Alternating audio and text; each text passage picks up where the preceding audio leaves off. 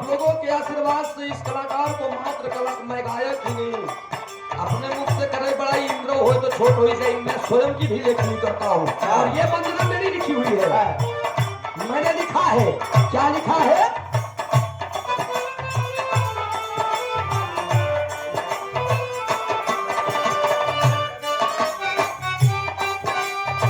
दयामयी माई के शरणों में जाकर के मैंने कहा कि मां रसना चला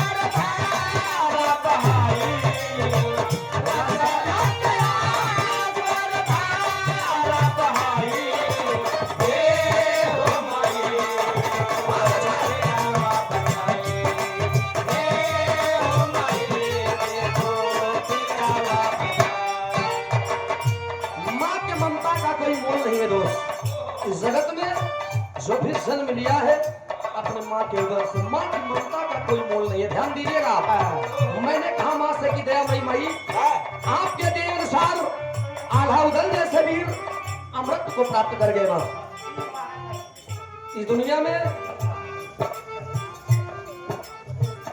आपका आपके कीर्तियों का कोई बखान करे तो परिपूर्ण रूप से पूर्ण नहीं कर सकता माँ। इसलिए पहले लाइन में ये लड़का बता दो, मांगा बका माई से भिखारी बनके।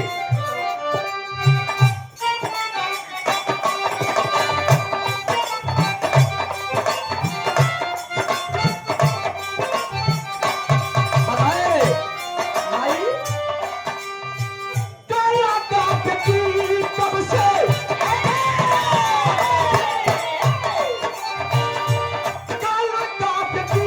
कब से मांगी नभी को आने के माने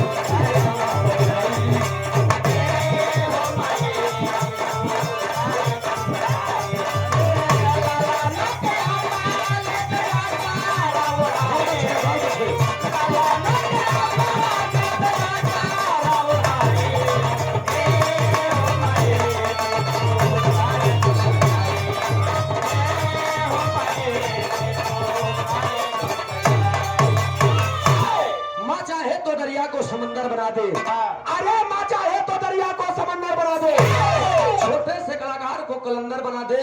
मेरे मैया में वो तासीर है यारो, जिसे चाहे उसे मुकद्दर का सिकंदर बना दे। माई के अर्चना, माई की स्तुति, माई के वंदना कितनों करा कमाई बा। पूरे धरती को आप एक कोरा कागज का टुकड़ा मान लीजिए, जमीन पे जितने भी वृक्ष हैं उनको आप कलम मान लीजिए, समंदर के पानी को स्याही मान लीजिए, फिर भी माँ की गाथाओं को लिखेंगे तो ये धरती, ये पेड़ और पानी कम पड़ जाएगा। अगले हम लास्ट लाइन में लेके अपने परिवार, अपने खानदान के परिचय बतावत बा। कौने अखाड़े से ताल्लुकात बा हमार विराह जगत में, कि हमार माई बाप हमें कौने बागवा के पुष्प है, बताए का।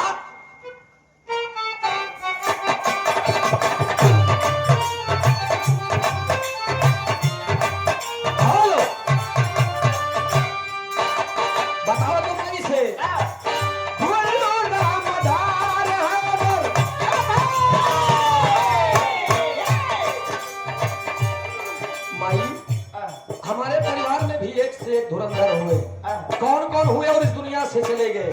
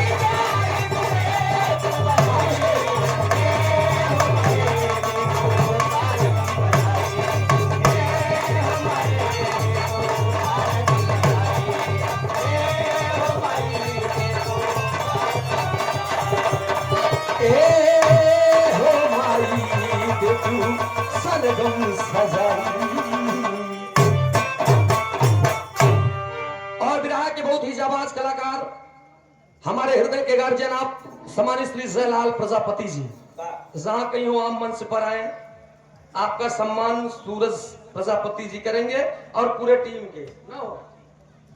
अब तब तक माई के अर्चना बिनती खत्म भइल, अब तनी दू लाइन आवा उधर से आप लोग के सुने के मिला कि हम बानी 17 बलमुआ 23 साल के।